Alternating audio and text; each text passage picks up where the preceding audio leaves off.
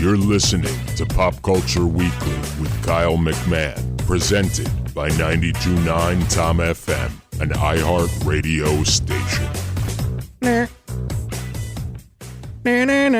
Hello and welcome to Pop Culture Weekly. I am Kyle McMahon. Pop Culture Weekly is your weekly dose of news, reviews, interviews, and views on everything having to deal with pop culture this week. Today is episode 10. I cannot believe that we are in our 10th episode already. We've got a whole bunch of stuff that we're going to be talking about, the Grammy wrap-up, and of course, in our rotating panel of guest hosts, we have the one, the only, Benny Panella. What's up, Benny? I do love my intro song. It's like when I wake up in the morning and I get out of my bed, that's exactly what plays every single time. What's going on, Kyle? How are you? Doing great, man. How you doing? I'm doing good. So guess what? The Valentine's Day episode with the one and only Michael Bolton. Yes. Got us on Pop Culture Weekly to number 74 on the Apple Podcast top charts in the film and TV category, with hundreds of thousands of podcasts out there. We hit number 74 on the film and TV chart. It's also terrifying at the same time because you're like, wow, I'm there. Yeah. But yes, and it was only for a brief day. But you know what? I am proud of that day. So that was great. And we got some reviews, and I promised that I would read, if you left a review on Apple Podcasts, which we're obviously now on, that I would, start reading them. So this has got to be somebody that I know, because this is hysterical. And if not, I absolutely love you. I mean, I love you either way, but Moesha Annie says 5 stars. Kyle's voice is so smooth, like Michael Bolton. Michael Duncan Clark and an angel had a sexy love child that was born to make love to the mic. The truth he talks on everything pop make me feel genuinely educated on what's happening in the world, and I'm no longer embarrassed to open my mouth at work. The episode with Christina was my favorite so far, and I won't sleep until the next episode airs. Kyle, you are a gift to everyone, and just like Nicolas Cage, you are a national treasure. Happy Valentine's Day. It's got to be. I'm thinking that it's my friend Christina because she mentioned the episode with Christina. But whoever this is, Moesha Annie, I love you. That is amazing. And you can read your review, or I can read your review if you go and leave one on Apple Podcasts. So just give us a subscribe and then review us, and we'll read your review. We love hearing reviews. It helps us in the charts. It helps us spread the word. So we love that. The more colorful, the better. Be creative. Don't use bad words. There you go. Because it'll get rejected. Hey, kids, don't use negativity. That's your PSA for the day. A timeless classic. I love, my favorite part of movie promos is when you hear, like, a timeless classic. Like, I love that. Like, I want to do that as, like, in a world where there's a timeless classic. Who decides that it's a timeless classic? Everyone decides it. Fast and Furious presents a timeless classic, Hobbs and Shaw, starring Liam Neeson. There you go. Liam Neeson. Sorry. The comedy event of the summer, Hobbs and Shaw. Like, I can do all the one, like a romantic treasure, or it's the horror movie events of the fall. Hobbs and Shaw. No, that sounded like you were constipated. Try another horror one. All right, hold on. It's the horror event of the fall. That's a good one. That's a good one. The only thing I have to contribute is my same voice, which is also Liam Neeson, which is, it's the horror event of the fall. There you go. But that's also, it's a romantic treasure. No, romantic treasure is a little more upbeat. It's a romantic treasure. There you go. You're getting closer. You're getting closer. And what was the other one? A timeless classic. A timeless classic. This movie features stripper poles. It's the comedy event of the summer. Come to a theater near you. 50 Shades of Grey. You know what? What do you guys think about it? We love to hear what you have to say. Oh, Gotta love that. I love our audience. Gotta love that. Aren't they the best? Especially like you tell them like, hey, we need to wrap this up fairly quickly, and they know what to do. Right they listen. Look, I mean, they just did it for you. They just did it for me right there. Yeah, it's amazing. Don't you love our audience? Live studio audience. They are the best. There you go. See, you have to put the disclaimer now in front of like every show where it's like Pop Culture Weekly is filmed in front of a live studio audience. Pop Culture Weekly is filmed in front of a live studio audience. Ooh. They were slow on the pickup there. Yeah, they need that extra little nudge. All right, guys, stop. Thank you. So I really do love them. They're amazing.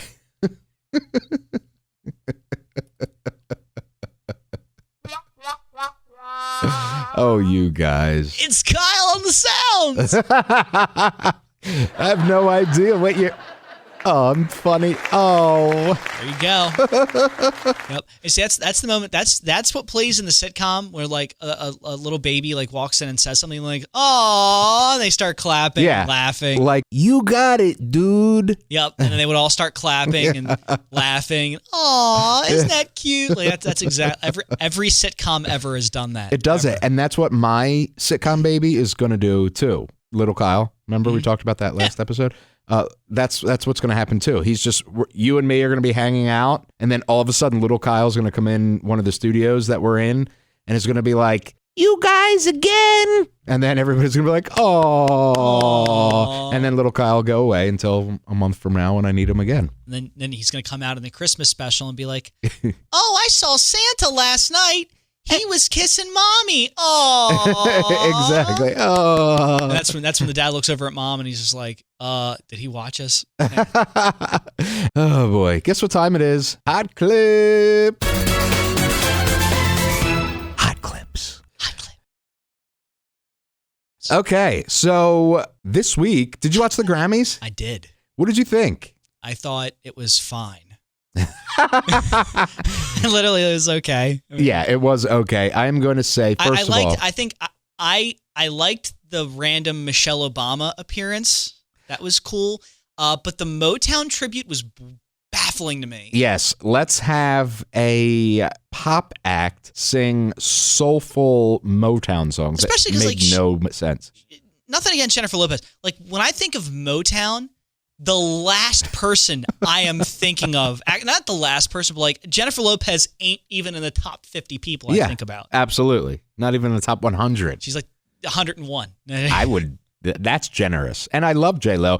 It's just, and she did a decent job, but I wanted to see, Shaka Khan or like somebody with a big soulful Motown-y voice, Like, give me one of the classics. Exactly. Don't like, also, nothing against her. I mean, I know she had like a couple of good songs. She hasn't really done anything since. So like, she's had some hits. But then she did American Idol, and then she's more of a celebrity than a singer. Yeah, absolutely. Now, yeah. So I don't know.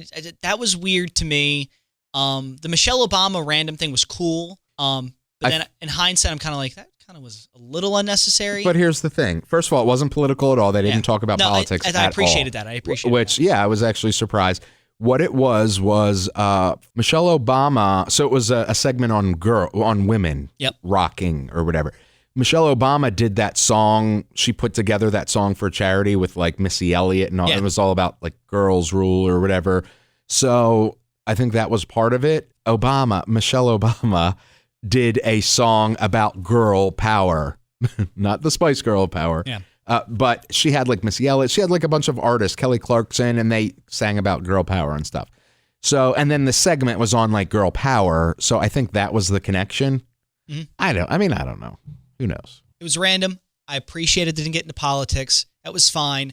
But again, that's a +1 and then a -1 for the Motown thing, which was very weird. Yes. Also, did they give out any awards? I watched it for like 14 hours, and I think I saw them give out 3 awards. Yeah, it was more performance-based. Yeah. Which would generally be cool, but give an award out in between. Yeah. I felt like a lot of the awards they gave out were like during the commercial breaks. They were like, "Oh, okay, we're going to win this," and then just hand them the trophy and then get into performance. Yeah, they're like, oh, you can pick up your trophy in the bathroom on your way out. Yeah. Oh, it's gonna be in your gift bag. Yeah. We've given everyone this year, so we don't have to give them out like, on TV. We're like, they're just walking it over on a tray just to their seat. Did you watch Alicia Keys play two pianos at the same time? I think I missed that part. That was so cool. So she obviously hosted, and she's beautiful and talented and smart. She's awesome, yeah. Yeah, she played two pianos at the same time. That's impressive. It was incredible. I loved it. She's like one of those sneaky talented people. She really is. She really is. Yeah. So well, you already know who aired it. CBS. So once again, they wanted me to pay $5.99 to watch. So I went over to my friend's house and watched it there. So once again, I win CBS All Access. You're not getting my $6. Not yet.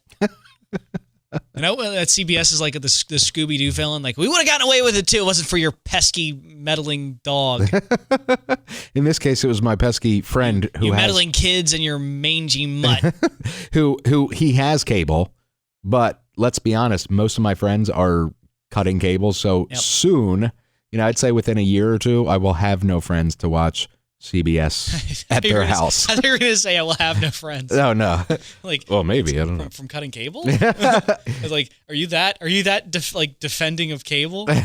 No. I will defend this old property. No. So, I mean, it will get to a point where if CBS has an event, I'm going to be like, who still has CBS? I'm going to be like, nobody. And then I don't know what I'll do. Go to a bar or something? I'm certainly not paying $6 a month for your one channel. That would be fun, like bar Grammy viewing parties at a bar where like everyone gets a martini glass. Yeah. And then like also with the martini glass, you get 10 minutes to talk about yourself.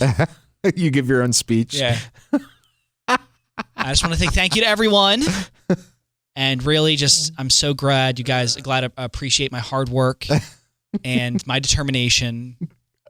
I want you guys to know that I walked all the way here by myself, and I didn't even lose my wallet. Okay, so thank you. The roaring crowd, or the way the speech has to be designed is always like, I couldn't have worked this hard and done all these great things without you. That's the way the speech is. And then we can't forget to thank God, because God is always involved in these award shows, which is baffling to me because I just feel like there's bigger things that he or she could be worried about rather than all these award shows. I don't think God's up there and it's just like because people view God as a man or a female or whatever you view God as. It's just up there and God's just like, yeah, could save all these starving kids in Africa, but I really, really, really, really want to give Dua Lipa an award.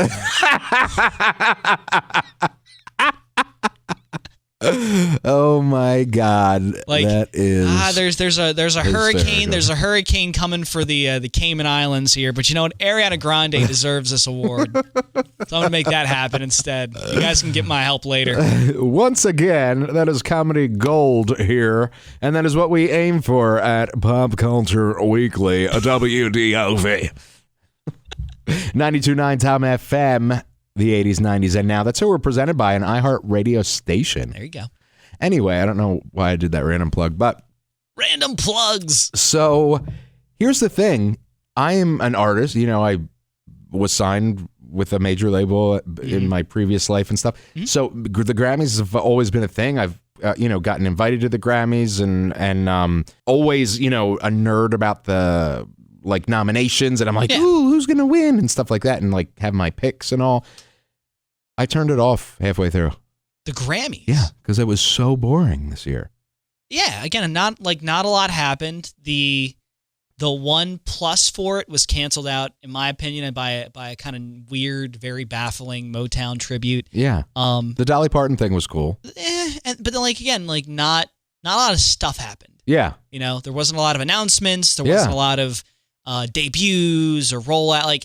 I think that's what award shows miss nowadays, is that element of surprise. Yeah, everything's done through social media now. Yeah, the MTV movie or MTV Video Music Awards used to be like. Or not even that. I really this is a spot where I wish artists would, instead of using social media to announce their tours, I wish they would use this to announce their tours. Like, instead of giving a just giant acceptance speech where you basically pat yourself on the back, use that moment to say, hey, listen, I want to say to all my fans out there, I'm coming to a town near you. Check out my social media right now. We've announced, just do that. We've announced the tour dates to build hype. Yeah. So that way your fans have a reason to watch instead of just waiting on Twitter to see if you won and then hitting retweet. Right.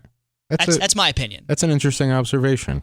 I kind of like that. But I that happens with every if you could go through an entire year of award shows and watch like every single one and nothing actually happens in them. Yeah. People get awards, but there's no surprises. There's no, there's nothing to really, after 15 minutes, I was getting tired of watching this show. Yeah. I mean, I think the last thing that I really shocker from an award show was the Satan thing from, what's his name? Batman. Calling Dick Cheney, my inspiration was Satan or whatever. Christian Bale. Bale. But even that, that's par for the course when it comes to these award shows. Yeah, but what I'm saying is that's one of the most memorable moments of the night, and that's really not saying much. I think for me, the last time I saw something that made me go oh, I can't miss this ever was when what was it? Will Ferrell landed on Eminem. Remember that during one of the award shows? Landed on him. Will Ferrell was he was dressed up as an angel in a diaper. Yes, I do. And he fell on Eminem. Yes. And Eminem got up and left. And that everyone was like, oh, did Eminem really get heated? Right. Now Eminem was in on it. Yeah. Yeah, we miss those moments now. Yeah. You know what I mean? It's completely they come off as unscripted moments. We don't have that anymore because they don't want to either they don't want to offend people, they don't want to come off as mean to a certain group of people. That stuff's funny. Right. No one was upset. Only two people were upset by that. Right. Yeah. Not even then. Yeah, it is. I thought it was kind of funny because of all the people to mess with. You do not want to mess with Eminem. Right. And Will Ferrell messed with Eminem. And to me, it was oh my, did Eminem really get heated? And when he left and he stormed out, his posse went out with him. And I was like, did Eminem really get pissed off? I was actually kind of concerned because I was like, Eminem might make a Will Ferrell diss track. Right. And then to see the beef between Eminem and Will Ferrell, that would be amazing. That would be amazing. Do you remember the Madonna and Britney and Christina kiss? I do remember that. That was news for weeks. Yeah. And you just don't have moments like that anymore. Because everything has to be this clean cut, cookie cutter show that follows the same beats for beats, and it's boring. Yeah. It's not fun to watch. Listen, I'm not asking for people to come in on trapeze artist stuff and do all flips and backflips or I'm not asking entertain me. Sorry. I'm not asking for someone to come out on stage on a horse and then the horse gets up on his hind legs and starts to juggle. I'm not asking for that, but give me a reason to watch. Give me a once in a lifetime moment. Give me an announcement. Give me a debut, an unveiling, something like that. I don't watch TV for performances. That's why I go to YouTube to watch the live performance of Metallica. I'll go and watch. If I want to go watch an artist perform, I go to YouTube for that. That's my opinion. Yeah. So I love the performances, but there were way too many of them, and not enough of the other stuff that you're talking about in between them. So it felt like just a random bunch of performances, one after another. You're gonna have a couple of performances. Also, the show was kind of laid out weird. Yeah, it was. Is it me or the show was kind of laid out weird? It was very weird. They would do from one performance, then you would just go to break, and they would come back to another performance. It was kind of odd. Yeah, and then it would be two performances and then an award. It was so random. Yeah, so random. So I'm not just CBS. All the TV companies, the TV networks need to get together and get their stuff in order. Yeah, because it was very odd. And you can say ish. This is a podcast. Ish. Get their stuff together. I don't know. To me, if I'm going to watch a show that's going to have more than 5 live performances by an artist, I might as well just go onto YouTube and just watch their live performances there. If individual live performances? I don't mind a live performance. Sometimes you catch really interesting parts of songs or they sing it in different tones. I love it. I love it when an artist sings a song in a different tone. Did you see Shawn Mendes perform In My Blood? I think I missed that. Oh my God, that was awesome. That was amazing. He did In My Blood, it was like all the piano on the piano, and then 3/4 of the way through, he had the full band kick in, and Miley Cyrus came out and sang it with him, which was cool. The other person that I was shocked by was Janelle Monae, and her performance was weird and amazing, and I loved it. That's Janelle for you. Yeah, I loved it. That was so cool. So anyway, that's the Grammys. There was something else I had for Hot Clips. So the winners, Best R&B album was Her, H-E-R. Okay, whatever. Congrats. Best Country Album, Casey Musgraves. They misspelled her name on the intro. Yeah, that is embarrassing. It's not for her. I mean, for them. For them. Yeah. It's K-A-C-E-Y. They spelled it K-A-S-E-Y. Can you imagine, her fans went ballistic. But can you imagine as her, like you've worked your entire life for this moment, and then they spell your especially name because for a long time for Casey, and I'm a Casey Musgrave. I love Casey Musgraves. Yeah, you wanted her to win in our Grammy nomination. Picked her to win. Casey Musgraves has been like really under the radar for a long time, and kind of not held down, but like she hasn't gotten the opportunities that she deserved. Her one song, Follow Your Arrow, it was a really good song. It had its runs on the radio for a while, and then it died out really quick. And a lot of people were like, well, why would they kill it so fast?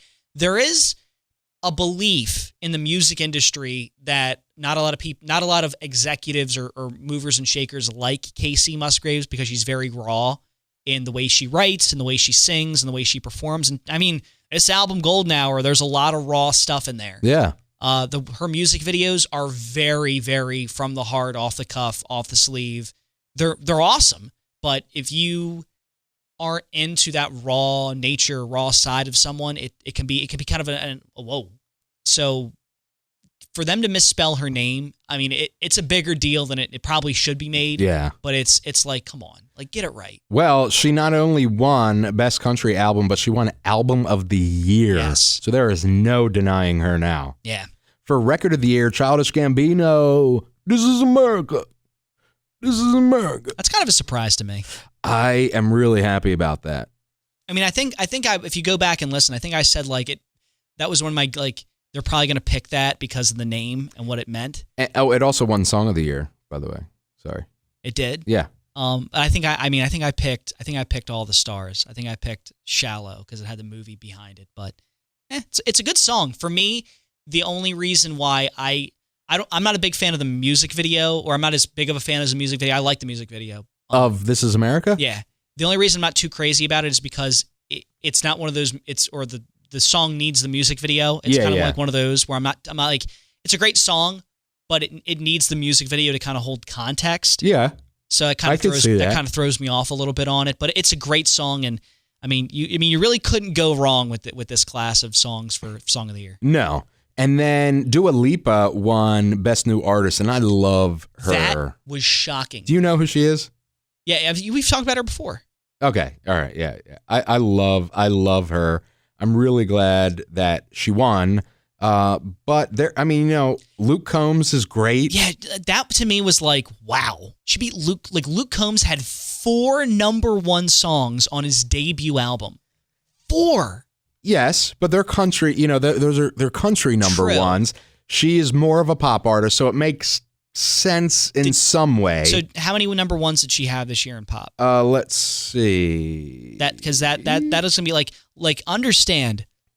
I didn't expect Margot Price or her or Greta Van Fleet. I didn't really expect any of them. I thought this was a 2-horse race between Luke Combs and obviously Dua Lipa, and I thought Luke Combs had it because he had 4 #1 songs in a genre. That is so difficult to get. So on the main chart, so not just the pop chart, on the Hot 100, which is the giant chart, which counts all of them, she has had 4 top 40s, it looks like. The highest one went to number 6.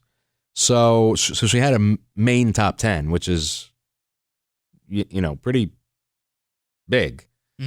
She also has had a lot of success over in UK, which is where she is from. This is her first album out, and she did She did a song on the 50 Shades Freed soundtrack, which I know you're a fan of. So anyway, that entire movie needs to be thrown into a dumpster. Which you can hear all about on episode 8. I hate that movie. But yeah, I'm glad that she won, but I was, I was like, it could definitely go to Luke Combs. You know what I mean? Mm-hmm. So, but there is a curse with Best New Artist. I don't know if you've heard about this, but have you ever heard about this? No. Okay, so when people win Best New Artist, a lot of them, their career tends to tank after that. Really? Yeah, so let's look. It's not as bad now, but let's look. That's kind of fun because there was like an analysis of like Rookie of the Year for like one sport, and like a bunch of Rookie of the Years for the sport were just like awful. Right. Yeah. That's interesting. Yeah. So, and it looks like it's actually gotten better over time. But 2001 Best New Artist was Shelby Lynn. Who? Exactly. She beat out Brad Paisley and Jill Scott. 2003 Best New Artist was Norah Jones, who beat out Ashanti, Michelle Branch, Avril Lavigne, John Mayer.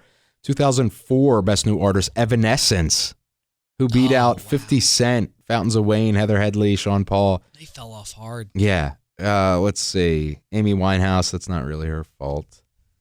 2011 Esperanza Spalding, who beat out Justin Bieber, Drake, Florence and the Machine, and Mumford and Sons. Who? Exactly. 2012 Bon Iver, or whatever his name is. I can never pronounce it. Bon Iver, yeah. He beat out the band Perry, J. Cole, Skrillex, and Nicki Minaj. They've gotten so many of these wrong. Yeah, 2013 Fun beat out Frank Ocean. And they fell off hard. Fun fell off hard. Yeah, they broke up. And then one of them is a giant writer for other artists. So that's wild. Yeah. Yep. So actually, it looks like it's kind of not a curse anymore, but they used to say that like back in 1990, Milli Vanilli won it. And then 92, Mark Cohn, and then 93, Arrested Development. It was like the curse. It was like right after they won the award for Best New Artist, like their career would die. So that's especially pretty Milli Vanilli. Yeah, I think theirs ended up getting taken back because they didn't really sing their songs or something. Like they had other people singing their songs. I don't know. Something like that. It seems to me like the voters are just like, they're way off beat here. Especially like, what was the one year? Like it was Skrillex and a bunch of like... Yeah, Drake.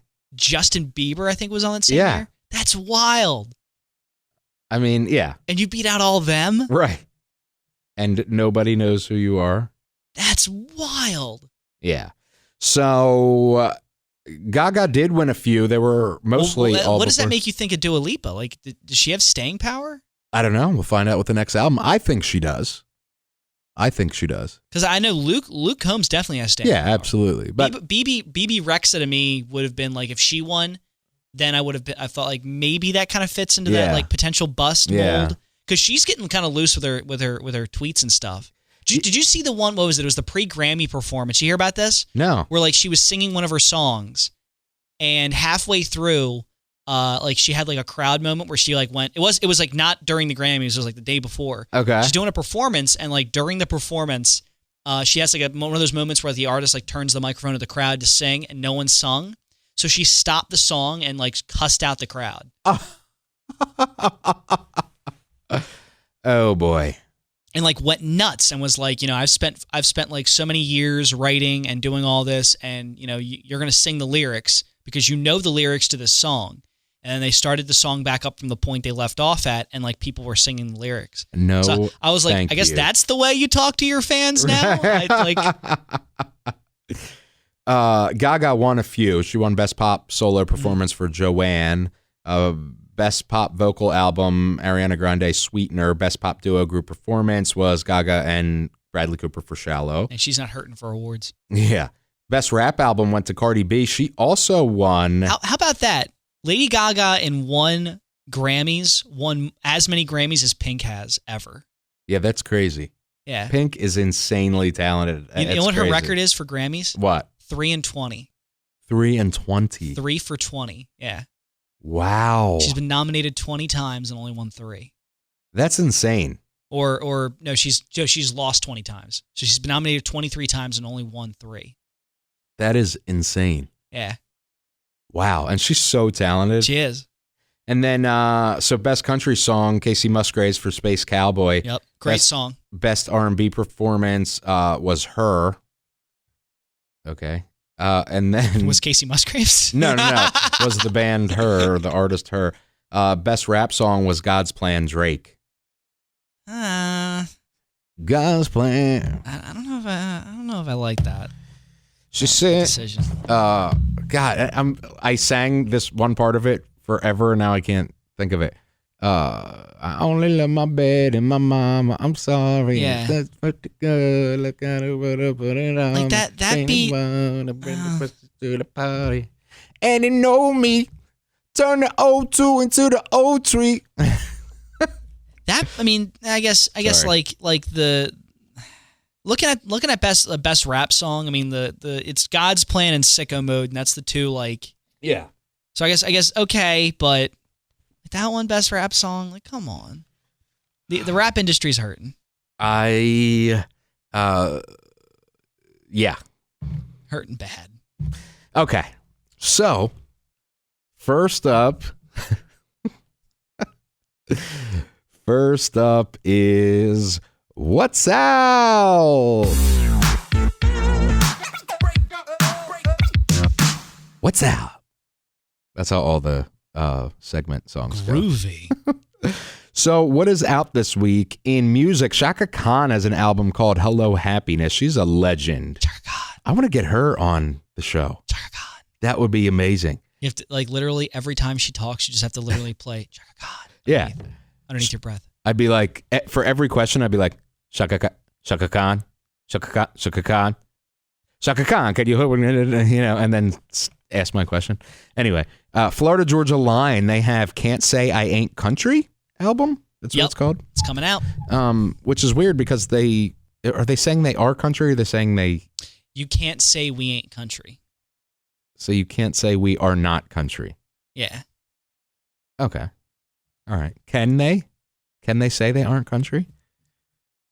You would know better than me. Yes and no. So they've definitely strayed far away from the genre, but they're still country. Like they haven't gone full Taylor Swift yet, but they're experimenting. Okay. They did a song with BB Rexa. She's right. Country.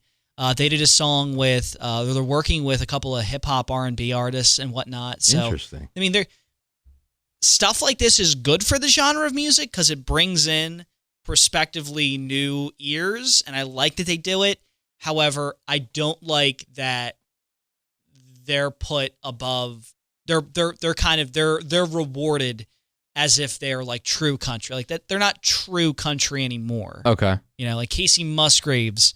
Really, Casey Musgraves, she's dipping into pop. Space Cowboy is a really close to being a pop song, but it still qualifies for country. Well, that song Rainbow that she sang at the Grammys, that's a pop song. I mean, it's beautiful, it was amazing, but it's a pop song. Yeah. So a lot of them are kind of like straying away, and that's the way it's kind of gotten. They see that Taylor money, they want to get in on it. I say that Taylor money, and I'm like, I can be a female pop star. I can be a female pop star if you so choose. And Avril Lavigne, her new album "Head Above Water" comes out this week as well. It's like isn't that her first album since 32? I think. Yeah. Since 1932. The year 1932. Yeah. What did you think I meant? You agreed. You were like, yeah, 32, absolutely. It was dumb. Anyway, let me see when her last album was. All right, I stand corrected. She came out with an album in 2013. That was 5 years. So that was 6 years ago. Did pretty well. Yeah, I mean, I always thought like her last album was like Under My Skin or Let Go. Like I thought. Remember, she had Girlfriend. Hey, you, I can be your girlfriend. No way.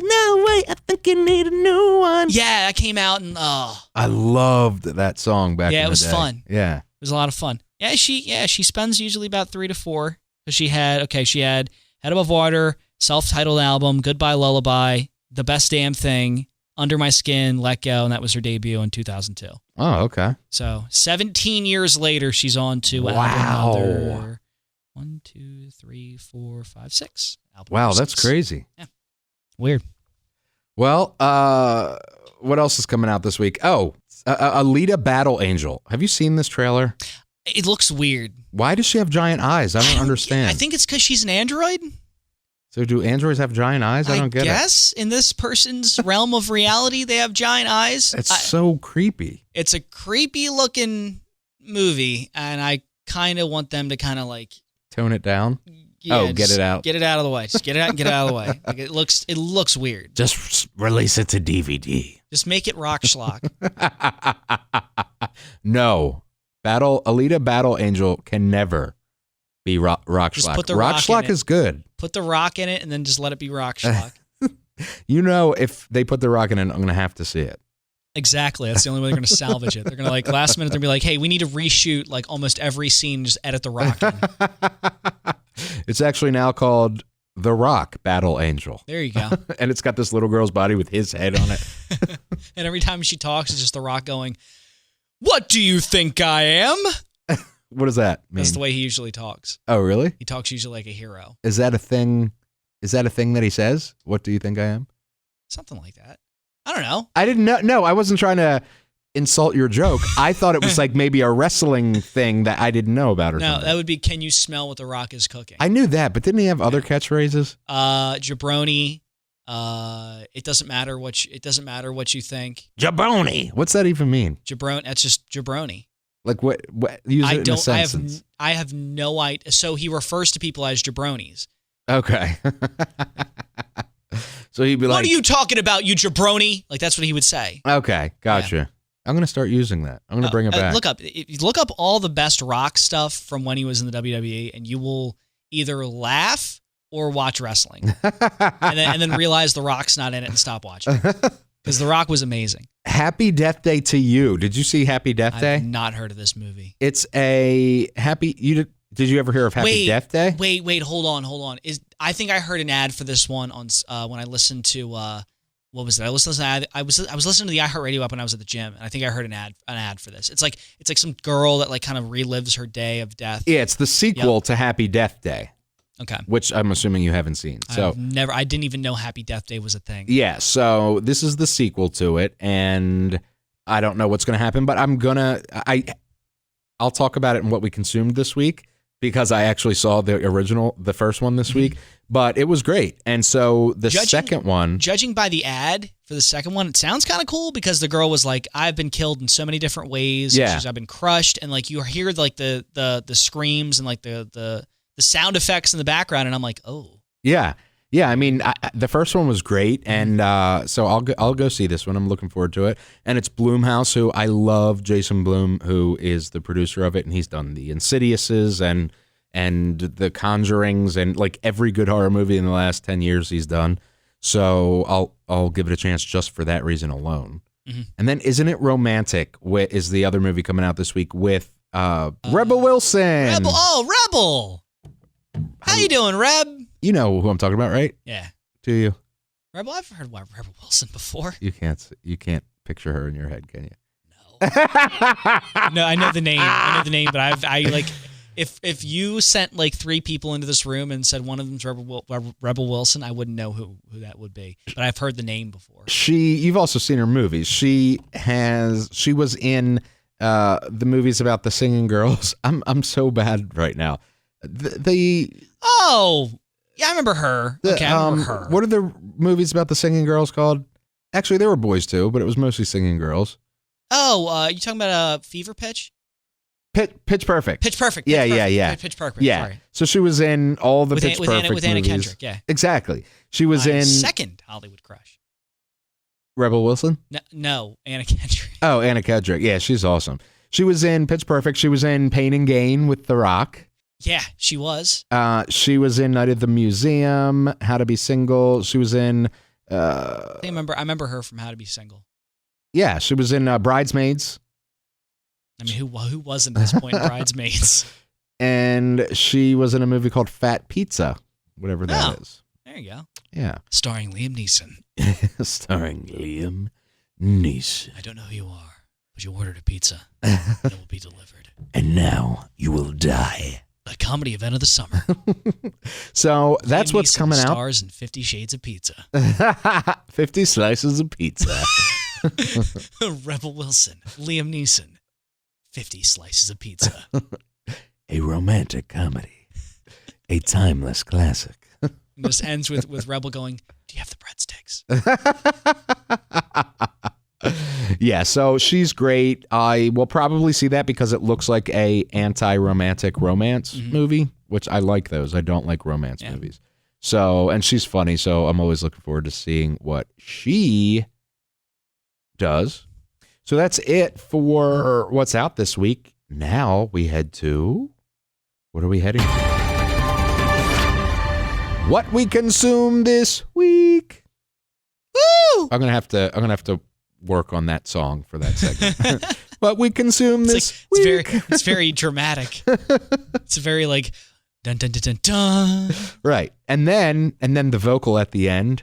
You know, what we consume this week. What we consume this week. Like it should be more catchy. You know, what you need like a voiceover from a celebrity, like Mr. Michael Bolton. Ooh. I have liners that he did for I know us. you do. Yeah. How about, I was thinking more like Mickey Mouse. Oh. It's time for what you consume this week. That sounds terribly creepy. Horrifyingly creepy. What are we talking about? What you segment consume. Oh, that's right. Oh my God.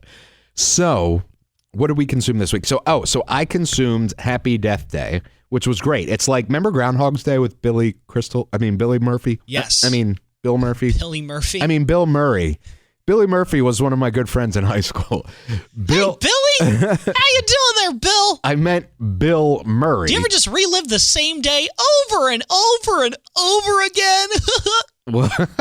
Well, now you can. You can watching watching Happy Death Day, and it's a great movie. It really is very creative. Mm-hmm. I loved it. So I am looking forward to the sequels we talked about in the last segment. So I watched that, and sorry, I thought I had to yawn. I forget what else I watched. That was pretty much it. I haven't gone to the movies in a week or so. I'm hoping to go tonight. Ooh. Yeah. Maybe you'll see. Isn't it romantic or Happy Death Day? Or 50 slices of pizza. Starring Liam Neeson and Rebel Wilson. Exactly. How about you? What did you consume this week? So I got on Netflix, had some time, and watched myself a pretty creative documentary called Weirdest Houses. Okay, that sounds interesting. You can literally always bank on me finding something weird. Because there's one thing I need in my life. It is weird news. Like, it literally keeps me awake in the morning. Weird news? Weird news. Okay. Like reading, because the first thing I do when I wake up is I have like a little like app, but I always go to Facebook in this one page because it gives me straight weird stories from Florida. All the weird stories start in Florida. Like it's just like the weirdest stuff that happened in Florida this past week. And this actually, believe it or not, these past few weeks, Florida's been on its pretty good behavior. Really? Kind of. like the average of 5 to 6 stories per week coming out of Florida is down to like 3 or 4. Okay. Hey, baby steps. Babe, we're taking we're and hey, listen, we were gonna make you your own country, and now we're like, okay, we'll just bring it back. But no, so Weirdest Houses was really cool. It's a Netflix documentary. It counts down the top 10. It's a little dated. It's probably 2015, 2014 is when they made this documentary, but still it's 4 or 5 years. Yeah. It has a house that I want badly to live in. Which one? A house that is in the shape of a beagle dog in the middle of like Nebraska. Oh boy. It's called the Beagle House. And is it tall or long? It is tall. Okay. It's kind of a narrow house. It's not very big in terms of like floor spacing. It's got plumbing. It's got electric. It's got Wi-Fi. It's got all the doodads. It's just the doodads, the doodads or whatever it is. I don't know. The doodads. That sounds like a really bad band. Hey, it's the Doodads performing here at the dive bar. Yeah. Performing their new song, Cheese Whiz. It sounds like a cover band. It does like doo-wop stuff. Anyway, So it's got all the doodads. By the way, you talked through my joke. So that joke is now gone. I had thought it up. I was so excited to share it with you. Mm-hmm. I was really looking forward to your reaction about my joke. And then you just talked over it. So anyway, the Beagle House. Keep going. So the Beagle House, like an older couple, I think, might still live there. They're probably not living there anymore. But it's like apparently like a local treasure. Just this house that's like a beagle. And it's not even like it's next to other houses. It's like in the middle of a field. I just looked this up. This is weird. Yeah, it's awesome, isn't it? What the heck? How did this, do you have any info? Like, what's going on with this? Yeah, it's just a beagle house. I mean, but why? Did they like ask why that exists? No, they just wanted a house that was in the shape of a beagle. That's all I wanted. Yeah. And it's not like it's near anything. It's like in the middle of a field just by itself. That is incredible. What a world that we live in, Listen, it's stuff like that makes me go, America. Exactly. But there were some other cool houses. There is an apartment complex that is inside of a snake sculpture. It's pretty cool. It's in outside of Mexico City. Okay. That same designer actually has 2 houses he designed that are on that list. The other ones, I wouldn't want to be anywhere near that house if I was on like acid or anything, because like that house would like make me go, whoa. All right. Interesting. Yeah. I'm really excited to look at this house now, to look at this documentary now. There's one that's in the shape of a UFO. The inside of that one's wild. Like, I don't know how they live, because they're like, the people that own it are almost kind of like hoarders. So there's a lot of stuff inside this UFO. Why is that not surprising? That somebody who lives in a UFO-shaped house is also a hoarder. There's like a house that like literally only models use. Yeah. And what's it called? World's weirdest houses. I love Netflix. There's some great stuff on Netflix. There really is. There's some fantastic stuff on Netflix. I went back and that same day, I went back and I rewatched the Fyre documentary just because I'm just so enthralled by it. Yeah. I'm so enthralled by like how Billy... Are you okay? Sorry. You just talked through my joke.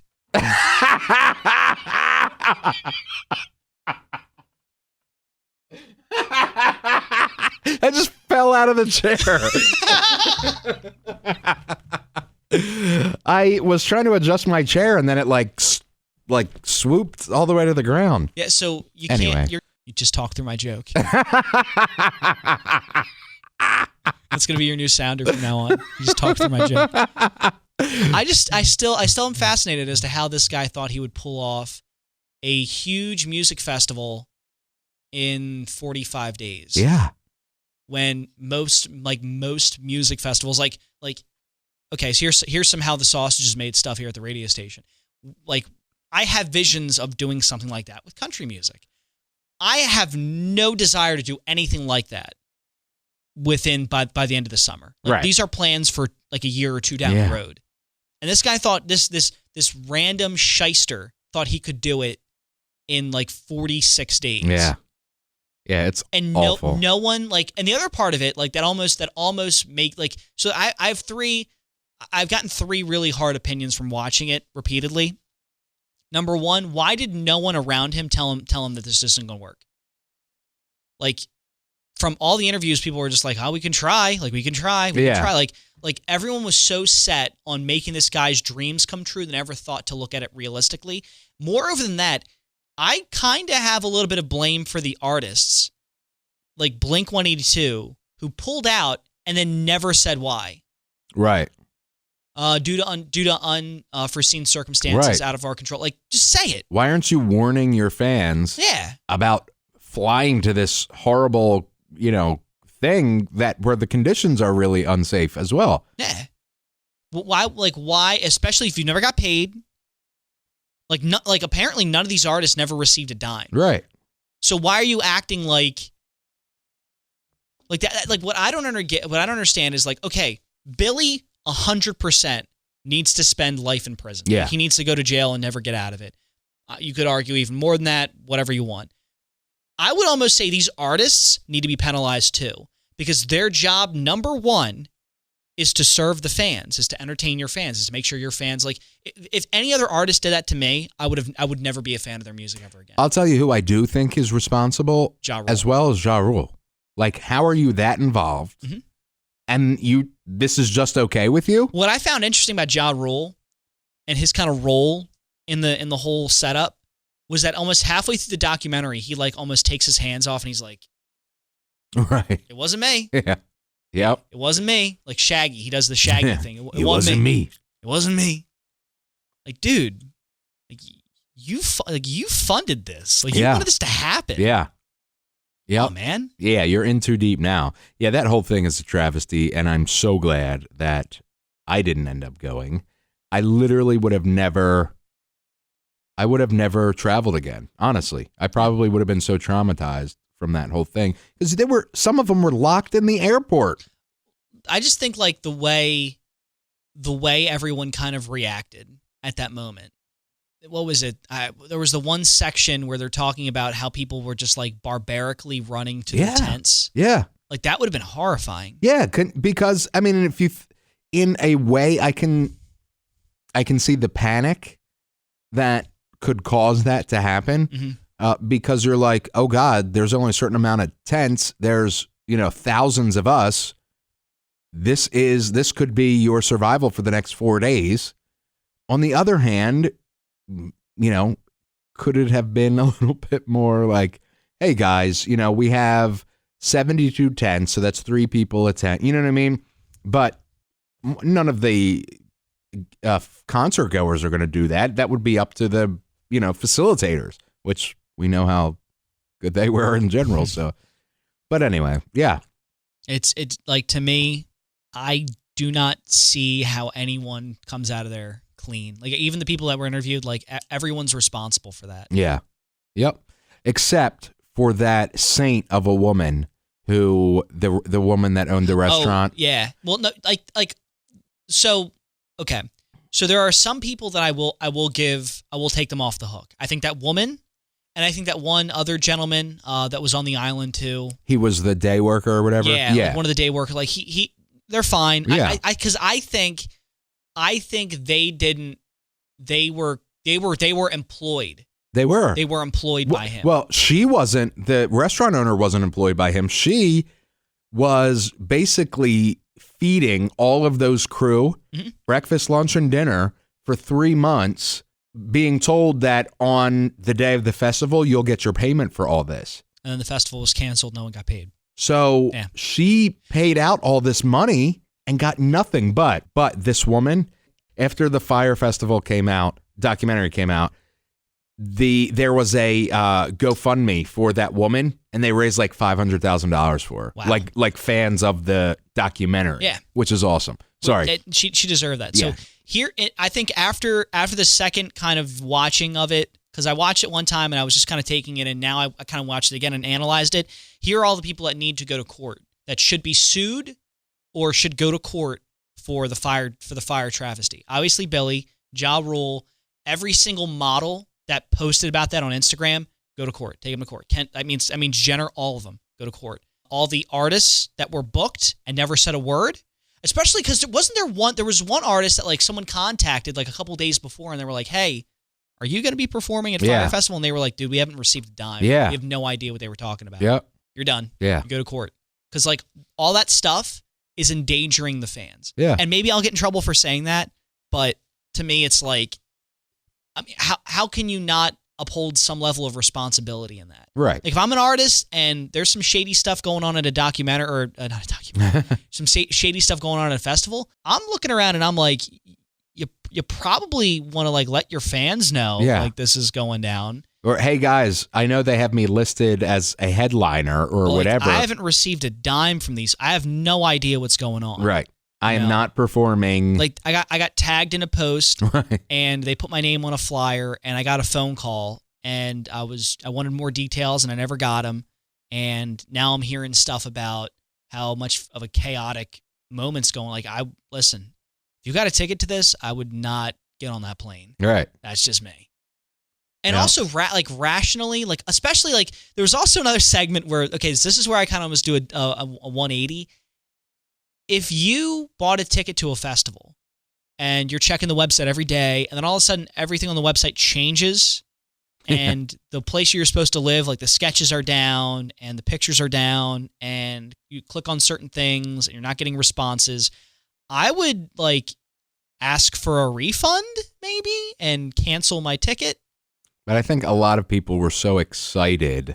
Oh, without a doubt. Like I remember seeing the promo material for it and just kind of going, yeah, there's no way that's going to happen. Right. Like I saw it and I was like, number one, the tickets were way too expensive. Yeah. Number two, I'm not the biggest festival guy in the world. Me either. But number three, I was like, that's you're promising a lot. Yeah. Yeah. And, announcing it, whatever, 60 days before or whatever it was, you know what I mean? Like, you're coming out of nowhere with this grandiose, So allow me to compliment Firefly really quick and the way Firefly does things. Firefly literally takes the entire year to promote their next show. Yeah, they're amazing. Granted, they start from one show to the next, and they really technically already hype it up before that show even comes in. Right. But they take 365 days plus to promote their next show. Yeah. That's the way and that's not like they're just promoting it. They're right. planning that. They're doing everything. They're making announcements throughout the year to build up that excitement. If something just kind of jumps out of you in front and says, "Hey, this is going on," and then runs away, and then you're like, "That's kind of cool." Yeah. You need to repeat. You need to repeat the branding. Yep. The branding for this was in 65 days we're doing this festival, and you're like, and it's $25,000, and it just so happens it's $250,000. Wasn't there was tickets for $250,000, something like that? Yeah, yeah. It went. I'm nuts. Pretty sure it went from $1,000 all the way up to $250,000. I mean, it's crazy. I also like how what was it? The one guy said, "There's no way you're going to put this many people on this island. You need a boat. You do a cruise ship, anchor it, and then just have boats going back and forth all night." What? It was just so great. That guy's such scum. This is what I think. I think that Billy started out with good intentions. Yeah. And then, like a typical shyster, kind of started to realize within I think Billy, it hit Billy 20 days left before the show started and they had nothing done. Yeah. I think it hit Billy then that this was not going to work. And then he tried to do everything he can to make it work. Right. And at that point, his mentality changed from I want to have a good time to I just need money. Yeah. Yeah, and then he was so much in debt, that he had to throw it to try to recoup whatever he could to pay all these people off that he owed. I mean, it was kind of weird when they announced his earnings for his company, it was only $60,000. Right. Yeah. Where's he getting all this money from? Yeah. Where is he getting all this money that from? Apartment that he lived in? I mean, it's like $1 million apartment. Right. Where is he getting all this money from? Yep. It's a weird, greasy dude. Makes you wonder. All right, Benny. Well, it is time to go. I can't believe it. Yeah. Thank you guys for tuning in. We really appreciate it. You guys, you're the best. We love you. Please rate us, review us. Benny, I'm so discombobulated today. I don't have my show notes. That's what it is. I have my notes normally with the segments, and then so I'm all over the place. Benny, thank you so much for joining us. Of course. Where can they find you? You can find me on Facebook, Twitter, and Instagram. Same handle for all three forms of social media at Benny on the Radio. And how about your delicious podcasts? I do too. I do the Pat and Benny Show. If you love your sports and you love your stories about growing up in Delaware, we're going to have plenty of them coming up this Thursday. It drops. And then on Fridays, I do Nashville's Next. You can catch Nashville's Next on the iHeartRadio app, as well as the Pat and Benny Show and the Pat and Benny Show on Fox Sports 1290 AM. Woo! Yes, that is right. Benny's show is now a show on the radio, too, which is awesome. And coming up later this week, performing and being on Nashville's Next this Friday will be the 81 Run. And they're big band here in Delaware, rising band. They're out in Nashville right now doing their thing. Thank you guys for tuning in, for listening, for loving us. We are at Pop Culture Pod CA on Twitter. We're at Pop Culture Weekly on Facebook. And please subscribe. It really helps. Review us on Apple Podcasts. It helps get the word out. The show gets bigger. It's growing every single week, which is insane. And that's what I got. Sorry, I'm a little bit weird today. A little bit weirder than normal. Benny's always weird, so you're used to that. But anyway, we will see you next Thursday. You're listening to Pop Culture Weekly with Kyle McMahon, presented by 92.9 Tom FM, an iHeart radio station. Yeah, give me a call here at 1-800-FREEDOM, a 1-800-FREEDOM. Were you recording that?